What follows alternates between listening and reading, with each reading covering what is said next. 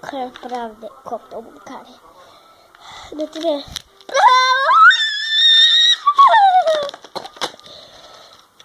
Da, haide.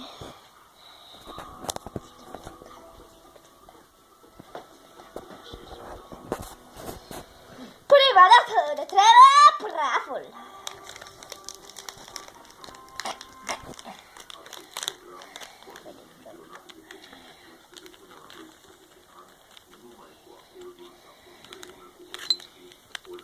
Mi-a dat și un nos pentru căței cu minți. Și cine va mânca osul? Eu! Ba eu! E a meu! Ha! Haide, înapoi. A, bine. Putem pus tot. Punem asta. Punem osul și învârtim. Învârtim cu osul.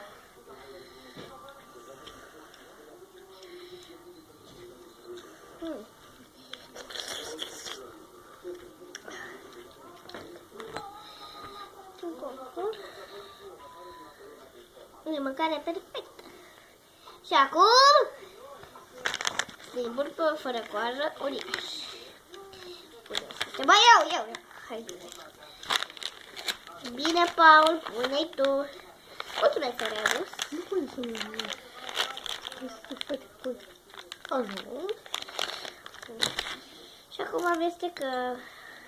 Da, nu se văd simboli pentru că sunt minusculi. Și s-au învățat. Și acum doar mâncăm. Pauză. Frate, și ce nu mănâncă asta? Eu! Eu!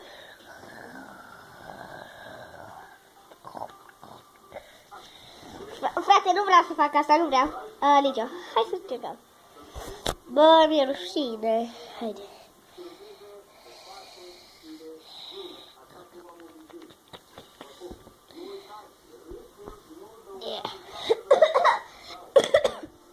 Ia. Au!